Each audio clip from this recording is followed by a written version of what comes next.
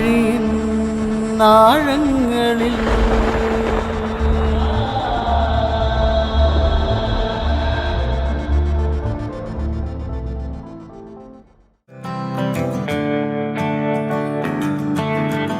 കടൽ മക്കളുടെ ജീവിത അനുഭവങ്ങളിലൂടെയുള്ള യാത്ര ആഴിയിൻ ആഴങ്ങളിൽ.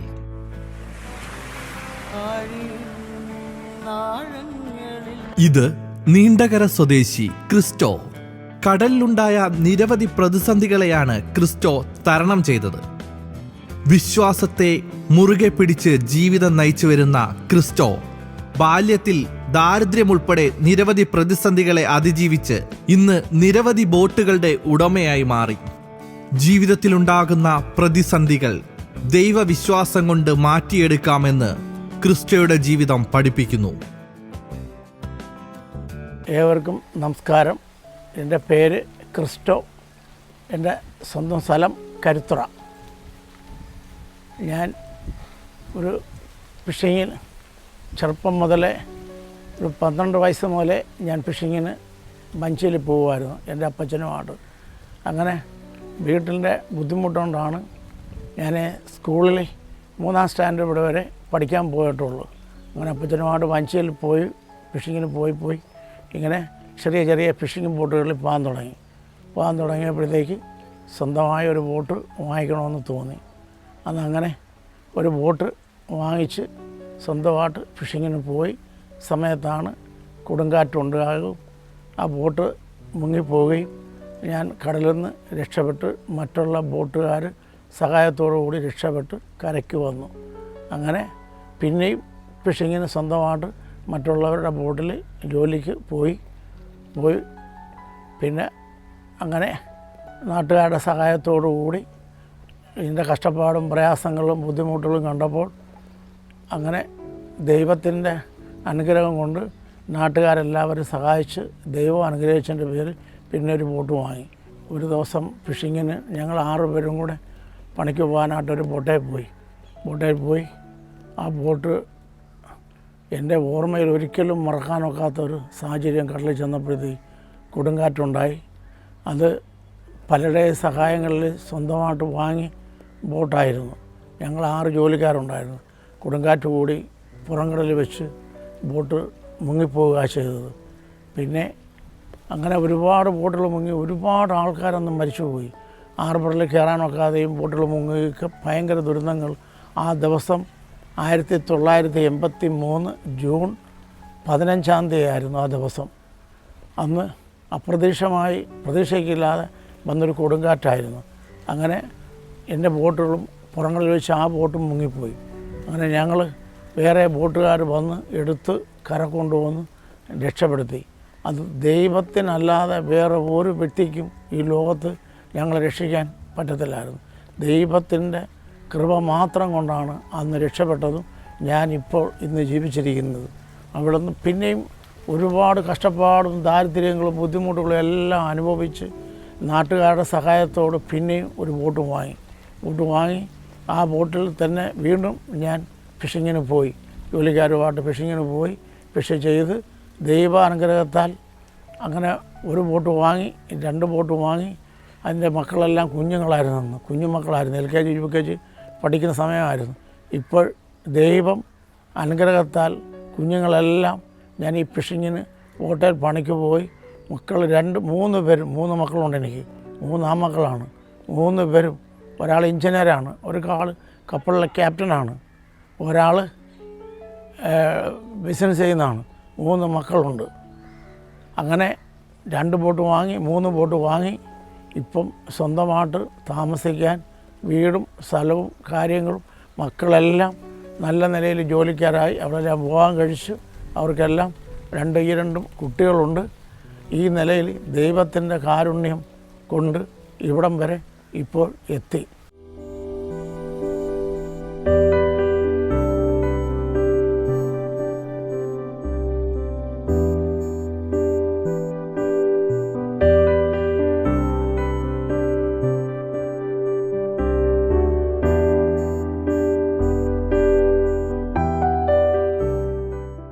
ദൈവത്തോട് അന്ന് മത്സ്യബന്ധനത്തിന് പോകുന്ന സമയത്ത് ദൈവത്തോട് പ്രാർത്ഥിച്ച് അതിന് ശേഷമാണ് ബോട്ടിൽ ചെന്ന് കയറി വന്നത്. അപ്പോഴൊരു ചെറിയ ഒരു കാലാവസ്ഥയ്ക്ക് മോശമായിട്ട് തോന്നി. എന്നാൽ തന്നെയും നമ്മൾ കടലിൽ പണിക്ക് പോകാതിരിക്കാൻ പറ്റത്തില്ല, അത്രയും ബുദ്ധിമുട്ടാണ്. അങ്ങനെ കടലിൽ 6 ജോലിക്കാരുമായിട്ടാണ് അന്നത്തെ ദിവസം കടലിൽ പോയത്. കടലിൽ പോയി ചെന്നപ്പോൾ അന്തരീക്ഷം മാറി. പക്ഷേ ഞങ്ങളെല്ലാവരും വളരെ ഭയന്ന് ദൈവത്തെ വിളിച്ചു. പക്ഷേ ബോട്ടുകൾ മുങ്ങിപ്പോയി. രക്ഷപ്പെടുത്താനായിട്ട് ദൈവത്തിനെ കൊണ്ടല്ലാതെ ആരെക്കൊണ്ടും സാധ്യമായില്ല. ബോട്ട് മുങ്ങാൻ പോകുന്ന സമയത്ത് ഞാൻ അങ്ങ് കുഴഞ്ഞുപോയി. കാരണം സ്വന്തം ബോട്ട് അപകടത്തിൽപ്പെട്ട് മുങ്ങാൻ പോകുന്നത് കണ്ടപ്പോൾ ഞാൻ കുഴഞ്ഞുപോയി. അപ്പോൾ ഞാൻ മറ്റു ജോലിക്കാരോടെല്ലാവരോടും ഞാൻ പറഞ്ഞു, ഞാൻ മരിച്ചു പോകും, നിങ്ങൾ എങ്ങനെയെങ്കിലും രക്ഷപ്പെടണമെന്ന്. പക്ഷേ ആ സമയത്ത് ബോട്ട് മുങ്ങിയില്ലായിരുന്നു.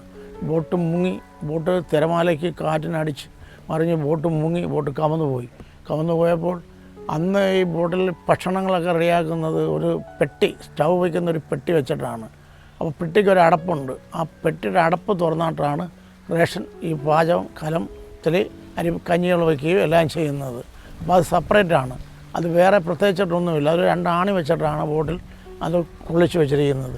ബോട്ട് മറിഞ്ഞ് കഴിഞ്ഞപ്പോൾ പെട്ടി ബോട്ട് കമന്ന് പെട്ടി ഒഴുകിപ്പോയി. അപ്പോൾ ഞങ്ങൾക്ക് രക്ഷപ്പെടാനായിട്ട് യാതൊരു മാർഗവും ഇല്ല. അങ്ങനെ ആ പെട്ടി ബോട്ടിലുണ്ടായിരുന്ന ഒരു ജോലിക്കാരൻ എടുത്ത് കൊണ്ടുവന്നാണ് എന്നെ ആ പെട്ടിയിൽ അടിച്ച് പിടിപ്പിച്ച് നിർത്തിയാണ് രക്ഷപ്പെട്ടത്.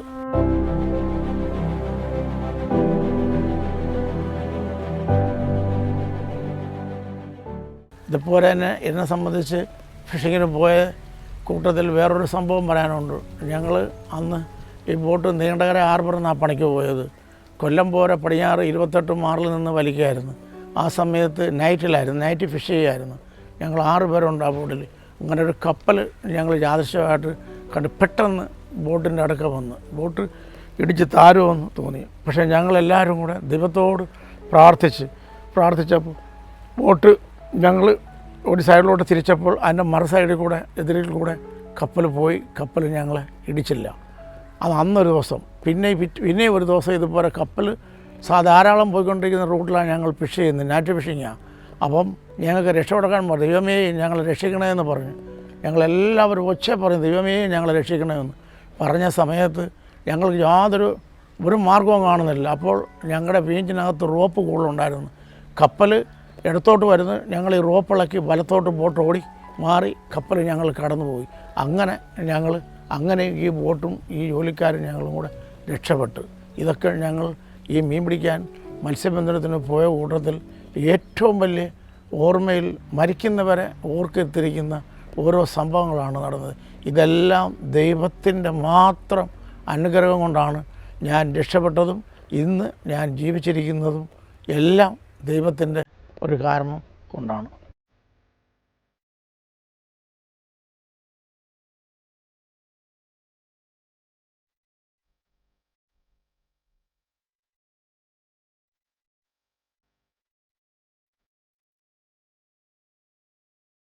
ഞാൻ എൻ്റെ ജീവിതത്തിൽ കുട്ടിക്കാലം മുതൽ വളർന്ന് ഒരു 12 വയസ്സുള്ള കാലഘട്ടങ്ങളിലേക്ക് എടുക്കാൻ വസ്ത്രമില്ല, കഴിക്കാൻ ഭക്ഷണമില്ല. ആ സമയത്തൊക്കെ ദാരിദ്ര്യത്തിൻ്റെ അങ്ങേയറ്റം ദുരിതങ്ങളും പ്രയാസങ്ങളും കഷ്ടപ്പാടുകളും സഹിച്ചതിന് ശേഷമാണ് എൻ്റെ അപ്പച്ചൻ എന്നെ ഫിഷിങ്ങിന് കടലിൽ വഞ്ചിയിൽ കൊണ്ടുപോകുന്നത്. ആ സമയങ്ങളൊക്കെ നല്ല ഡ്രസ്സില്ല, കഴിക്കാൻ ഭക്ഷണമില്ല. അതൊക്കെ എൻ്റെ ഓർമ്മയിൽ അനുഭവിച്ച് ദുരിതങ്ങളും ദുഃഖങ്ങളും അനുഭവിച്ച് അതിന് ശേഷമാണ് അങ്ങനെ സാമ്പത്തികമായി തകർന്നതിൻ്റെ കൂടെയാണ് ആ ഫിഷിങ്ങിന് പോവുകയും അങ്ങനെ ഈ ബോട്ടുകളിൽ പണിയെടുക്കാൻ പോവുകയും ഇങ്ങനെ ബോട്ടുകൾ സ്വന്തമായി ഉണ്ടാകാനും ഈ സാഹചര്യങ്ങളൊക്കെ വന്ന് നിലവിൽ ഇപ്പം ദൈവാനുഗ്രഹം കൊണ്ട് ഇങ്ങനെ വന്നത്. ആഴങ്ങളിൽ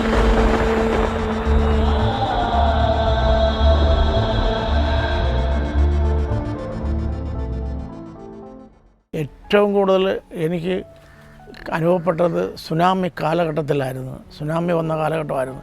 അപ്പോൾ ഞങ്ങളെല്ലാവരും നീണ്ടകര പള്ളിയിൽ ഹാർബറിൻ്റെ ഫ്രണ്ടിൽ നിൽക്കുന്ന പള്ളിയിൽ കുർബാന കണ്ടിരിക്കുകയായിരുന്നു. അവിടെ അന്ന് പെരുന്നാളായിരുന്നു. അതിൻ്റെ പുറത്ത് ഓലപ്പന്തൽ കെട്ടിയിട്ടുണ്ട്. ആ സുനാമി ഇങ്ങനെ കരയ്ക്കൂടെ അടിച്ചുകൊണ്ട് പോയി നീണ്ടകര ഹാർബർ ബോട്ടിനകത്തൂടെ കയറി ഹാർബറിൻ്റെ അടുത്ത് നിന്ന് പുറത്ത് വന്ന് ഈ പള്ളിക്കകത്ത് വെള്ളം കയറി പന്തലെല്ലാം പൊളിഞ്ഞ് ഞങ്ങൾ എല്ലാവരും പല വഴിക്കാട്ട് ഓടി പള്ളിക്കകത്തിരുന്ന് 12,000 ആൾക്കാരുണ്ടായിരുന്നു ഗ്രൗണ്ടിൽ. എല്ലാവരും ഓടി, ഒരാളും രക്ഷപ്പെടുമെന്ന് വിചാരിച്ചില്ല.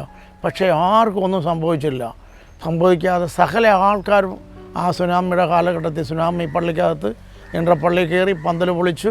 ആൾക്കാരൊക്കെ ഓടി വട്ടം ചെന്ന് വീണ് കൈകളും കാലുകളൊക്കെ ഒടിഞ്ഞതല്ലാതെ വേറെ ആർക്കും വലിയ രീതിയിലുള്ള അപകടങ്ങളൊന്നും സംഭവിച്ചില്ല. സകലമായ ആൾക്കാരും. അതും എൻ്റെ ഓർമ്മയിൽ ഏറ്റവും വലിയ ഒരു ദുരന്തം ആയ ദിവസമാണത്. ഞാനങ്ങനെ 1 ബോട്ടായി 2 ബോട്ടായി കടലിൽ പോയി 3 ബോട്ടായി അങ്ങനെ ഭയങ്കരമായ മദ്യപാനങ്ങളും പ്രശ്നങ്ങളൊക്കെ ആയി നടന്നു. എൻ്റെ ഭാര്യ ഒരുപാട് പള്ളികളിൽ പോവുകയും പ്രാർത്ഥിക്കുകയും ചെയ്തു. എൻ്റെ കുഞ്ഞുങ്ങളെല്ലാം 10 വയസ്സായി 15 വയസ്സിന് പ്രായമായി ഇങ്ങനെ വരുന്നൊരു കാലഘട്ടത്തിൽ അങ്ങനെ ഞാൻ ഭയങ്കരമായിട്ട് മദ്യപാനിയായി നടന്നു.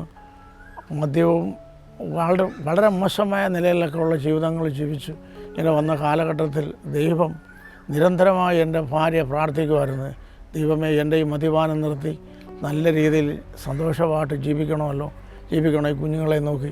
അങ്ങനെ ആ പ്രാർത്ഥനയുടെ ഫലം ലാസ്റ്റ് ഞാനിപ്പോൾ മദ്യപാനങ്ങൾക്ക് ഒരു 2.5 വർഷം സമയമായി. കുഞ്ഞുങ്ങളൊക്കെ പ്രായമായി, അവരെല്ലാം വിവാഹം കഴിച്ച് അവർക്കെല്ലാം കുട്ടികളുണ്ട്, 1-2 കുട്ടികളുണ്ട്. അവരൊക്കെ നല്ല രീതിയിൽ ജോലിക്കാരായി.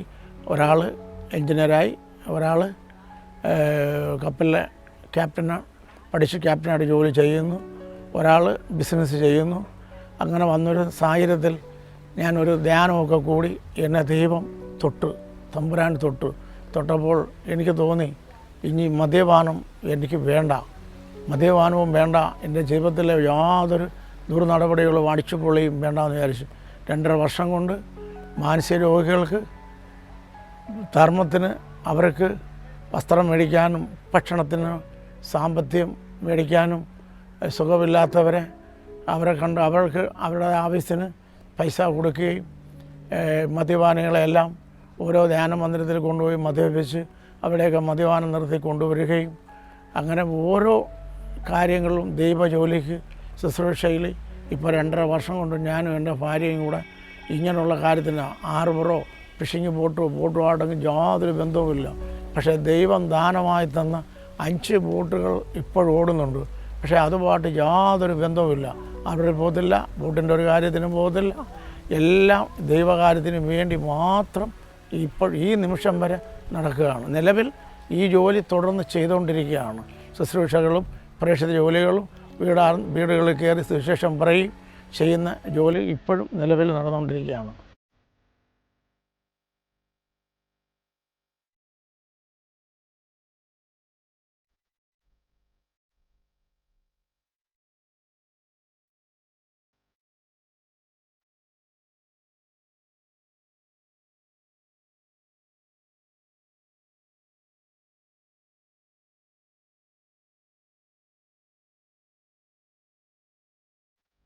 ഞാൻ വീട്ടിൽ നിന്ന് ഇങ്ങനെ മദ്യപിച്ച് ബോട്ടിൻ്റെ ഒരു ആവശ്യത്തിന് കൊല്ലത്തിന് പോവുമായിരുന്നു. ആ സമയത്ത് നല്ല മഴയുണ്ടായിരുന്നു, മഴ സമയമായിരുന്നു. ഞാൻ മദ്യപിച്ച് ലെവലില്ലാത്തൊരു സമയമായിരുന്നു.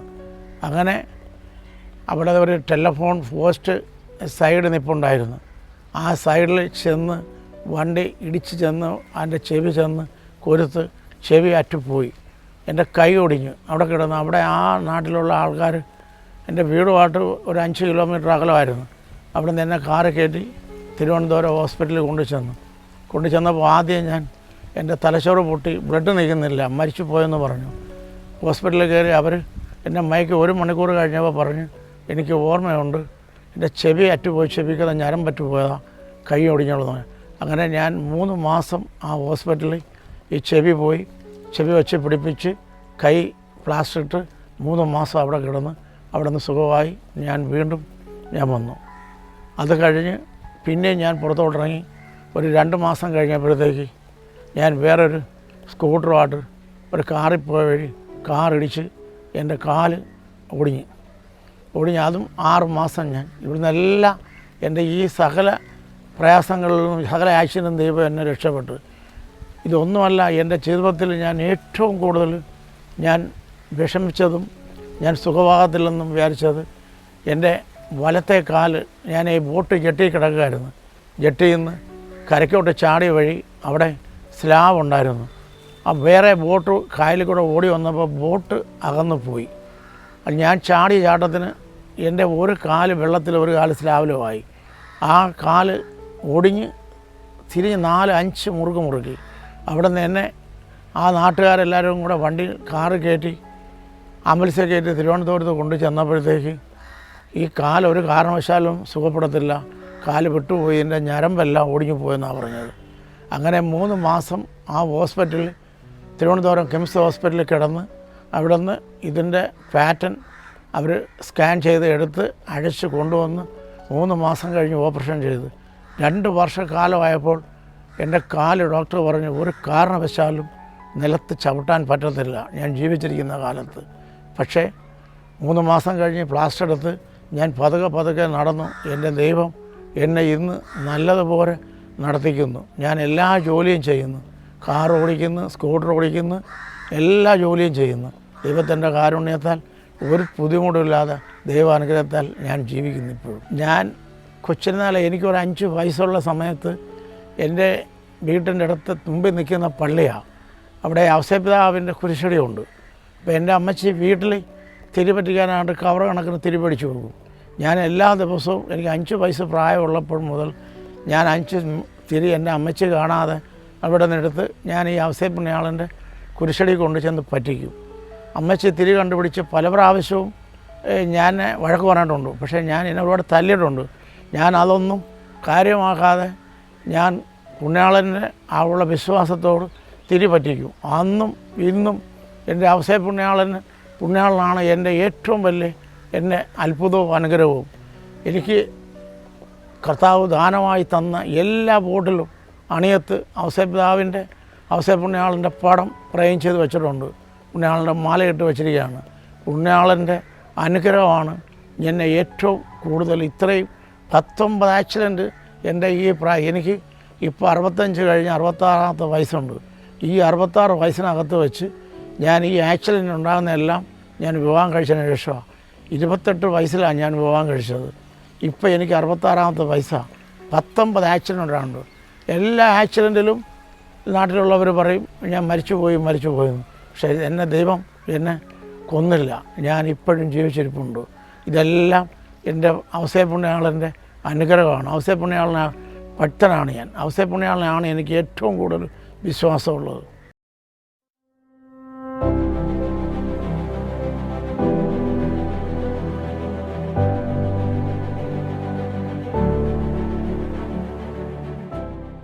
(1988, 87) കാലഘട്ടത്തിലൊന്നും റോളിംഗ് നിരോധനമുള്ള കാലഘട്ടമല്ല.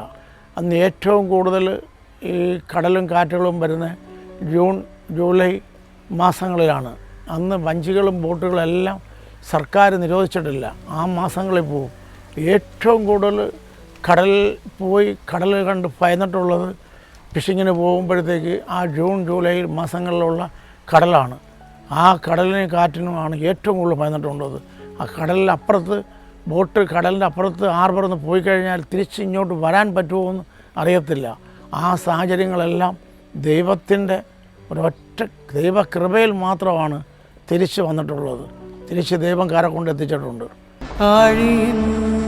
ആഴങ്ങളിൽ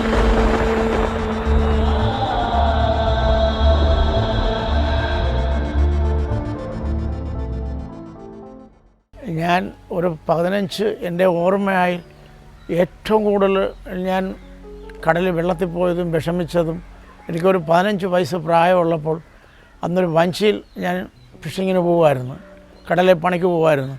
ഞങ്ങൾ 5 പേരുണ്ടായിരുന്നു. അന്ന് കിഴക്കുന്ന് കാറ്റ് നിൽക്കുന്ന സമയമാണ്, കരക്കാറ്റ് ഭയങ്കരമായിട്ട്. അപ്പോൾ വഞ്ചിയിൽ അന്ന് പായെടുത്ത് കൊളുത്തി ഞങ്ങൾ 5 പേരും വഞ്ചിയിലിരിപ്പുണ്ട്. ഇങ്ങനെ പായ് കാറ്റ് പിടിച്ച് ഇങ്ങനെ അത് വെളുപ്പിനൊരു 3 മണി സമയം കഴിഞ്ഞ് ആ സമയത്ത് വഞ്ചി ഇങ്ങനെ പണിയാണ്ട് ഓടിപ്പോകുന്ന സമയത്ത് ഈ ലൈറ്റ് ഒന്നുമില്ലാതെ രാത്രി ഫിഷിങ് കഴിഞ്ഞ് വന്ന് ഒരു ഫിഷിങ് ബോട്ട് ഇങ്ങനെ ഓടി വരുമായിരുന്നു. അന്ന് ഈ വഞ്ചിയിൽ ഇടിച്ച് പായും എല്ലാം ഒടിഞ്ഞ് ബോട്ടും വള്ളവും കൂടെ തമ്മിൽ കൊരുത്ത് നേരം വെളുക്കുന്നവരെ ഓടി. അപ്പോൾ ഞങ്ങൾ ഒരു കാരണവശാൽ വഞ്ചിയെല്ലാം പൊളിഞ്ഞു പോയി. രക്ഷപ്പെടുമെന്ന് വിചാരിച്ചില്ല. ദൈവത്തിൻ്റെ കൃപയുണ്ടായിട്ട് വഞ്ചി ബോട്ടിൽ നിന്ന് വിട്ടുമാറി, അങ്ങനെ ബോട്ടുകാരുടെ സഹായത്തോടു കൂടി വഞ്ചിയെല്ലാം നിമിത്തിയെടുത്ത് ഞങ്ങളെല്ലാവരും രക്ഷപ്പെട്ട് അന്ന് കരയ്ക്ക് വന്നു. ഞാൻ ഒരു ദിവസം ഇങ്ങനെ ഈ ബോട്ടിൽ പോയപ്പോഴത്തേക്ക് ഇവിടെ പോകുന്ന ബോട്ടുകളെല്ലാം മുങ്ങിപ്പോവുക. അപ്പോൾ ഒരുപാട് രാത്രിയായി, വരുന്ന ബോട്ടുകളെല്ലാം കടൽക്ഷോഭം കൊണ്ട് മുങ്ങിപ്പോവുക. അപ്പോൾ ഞാൻ പോയ ബോട്ട് കരയ്ക്ക് വന്നില്ല. അപ്പോൾ വീട്ടിലെ ആൾക്കാർ ഞാൻ പോയ ബോട്ടും മുങ്ങി, ഞാനും മരിച്ചു പോയെന്നും പറഞ്ഞ് അവർ വളരെയേറെ പ്രയാസത്തോട് വീട്ടിൽ ഇരുന്ന് പ്രാർത്ഥനയും കൂട്ടപാട്ട് പ്രാർത്ഥനയും നിലവിളിയും ഭയങ്കര കരച്ചിലും ഭയങ്കര പ്രശ്നങ്ങളാണ്. ആ സമയങ്ങളിലാണ് രാത്രി ഒരു 9 മണി സമയത്താണ് ഞാൻ പോയ ബോട്ട് ഒരു കുഴപ്പവും സംഭവിക്കാതെ ബോട്ട് ഓടി പുറംകടലിൽ നിന്ന് കരയ്ക്ക് വന്ന് അങ്ങനെ രക്ഷപ്പെട്ടു. പക്ഷേ ഞങ്ങൾ ജോലിക്ക് പോയാൽ ഞങ്ങളും ബോട്ടും രക്ഷപ്പെടുമെന്ന് ഒരിക്കലും ഞങ്ങൾ പ്രതീക്ഷിച്ചല്ല. എൻ്റെ ചെറുപ്പത്തിൽ എനിക്ക് ഒരു 10-12 വയസ്സുള്ളപ്പോൾ ഭക്ഷണം കഴിക്കാൻ വീട്ടിലൊന്നുമില്ല. എൻ്റെ അമ്മച്ചനും അപ്പച്ചിയും എല്ലാം ജോലിക്ക് പോയിരിക്കുക. അവൻ്റെ ചേട്ടൻ എന്നോട് പറഞ്ഞു, നമുക്കൊരു ഗോതമ്പ് ബോൾ ചുട്ട് തിന്നാം, നമ്മുടെ വീടിൻ്റെ പറമ്പിൽ നിൽക്കുന്ന തെങ്ങ കയറി ഒരു തേങ്ങ ഇടാമെന്നുണ്ടെങ്കിൽ. അപ്പോൾ എൻ്റെ ചേട്ടന് തെങ്ങ കയറാൻ അറിയത്തില്ല. അപ്പോൾ എനിക്ക് കയറാമെന്ന് ഞാൻ പറഞ്ഞു. അങ്ങനെ എന്നെ തോളെ വെച്ചിട്ട് തെങ്ങിൻ്റെ ലോട്ട് കയറി പിടിച്ച് ഞാൻ തെങ്ങിൻ്റെ മണ്ടയിൽ ചെന്നപ്പോഴത്തേക്ക് തെങ്ങിൻ്റെ ചൂടിലാണ് പിടിച്ചത്. ഓലയെ പിടിക്കേണ്ടത് ഞാൻ ചൂടിലാണ് പിടിക്കേണ്ടത്. അപ്പം ഞാൻ കയറിയ തെങ്ങിൻ്റെ ചുവട്ടിലൊരു 4 പാറ കിടപ്പുണ്ടായിരുന്നു. അപ്പോൾ ചൂട്ടിൽ പിടിച്ച ചൂട്ട് എൻ്റെ പുറമാവുന്നു. ഞാൻ മുമ്പേ വന്ന് ഞാൻ തെങ്ങിൻ്റെ ചുവട്ടിൽ വീണു. പക്ഷേ ഒരു കാരണവശാലും ആ പാറയിൽ തടവോ എനിക്കൊന്നും സംഭവിക്കുകയോ ചെയ്യില്ല. ദൈവം എന്നെ അവിടെ നിന്ന് കാത്തുരക്ഷിച്ച്, അല്ലാതെ യാതൊരു കുഴപ്പവും എനിക്ക് സംഭവിക്കാതെ ഞാൻ നിലത്ത് വന്ന് വീണ് ഞാൻ രക്ഷപ്പെട്ടു. ആഴങ്ങളിൽ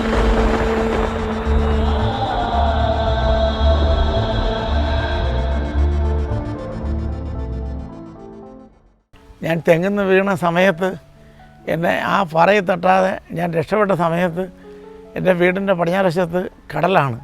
അപ്പോൾ കടലിൽ വഞ്ചി വന്ന് അടുത്തവർ, ആ ജോലിക്ക് പോയിക്കൊണ്ട് വന്നവർ എന്നെ പൊക്കിയെടുത്ത് തോളയിലിട്ട് കടലിൽ കൊണ്ടുപോയി അവരുടെ കൈക്ക് വെച്ച് അവർ കടലിലിട്ട് നീന്തിച്ച്, കാലും കൈയും നല്ലപോലെ നീന്തിച്ച് കര കൊണ്ട് വന്നപ്പോഴത്തേക്ക് എനിക്ക് സംസാരം വന്ന് നടക്കാൻ പറ്റി. എനിക്ക് യാതൊരു കുഴപ്പമില്ലാതെ ദൈവത്തിൻ്റെ അനുഗ്രഹത്താൽ ഞാൻ രക്ഷപ്പെട്ടു. അങ്ങനെ ഒരുപാട് ബുദ്ധിമുട്ടും പ്രയാസങ്ങളും അനുഭവിച്ച് എന്നാണ് ഞാൻ ഈ രംഗത്ത് ഇപ്പോൾ നിലവിൽ ഞാൻ ജീവിച്ചിരിക്കുന്നത്.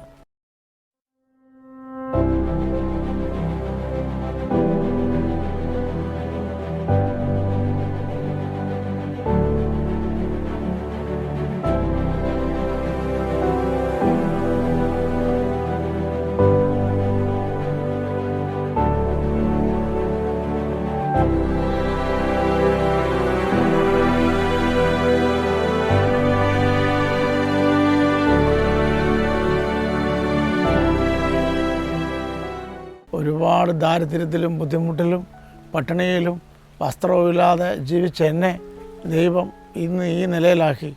ഒരുപാട് മനുഷ്യരെ എൻ്റെ ഭാര്യയുടെ പ്രാർത്ഥനയുടെ ഫലം കൊണ്ട് ഒരുപാട് പേരെ സഹായിക്കാനും മറ്റുള്ളവർക്ക് ഈ ഓരോ കാര്യങ്ങൾ ചെയ്യാനും ഈ ലോകത്ത് ഞങ്ങളുടെ നാട്ടിലും ഇടപെടലുള്ളവർക്കെല്ലാം എന്നെ അറിയാനും ദൈവത്തിൻ്റെ ഒരു കൃപ കൊണ്ട് ഈ നിലയിൽ എന്നെ ദൈവം ഇതുവരെ ജീവിക്കാൻ ഇടവരുത്തി. ഇങ്ങനെയുള്ള കാര്യങ്ങളെല്ലാം ചെയ്താൻ എന്നെ ദൈവം അനുവദിച്ചതിന് ദൈവത്തിന് ഞാൻ നന്ദി പറയുന്നു.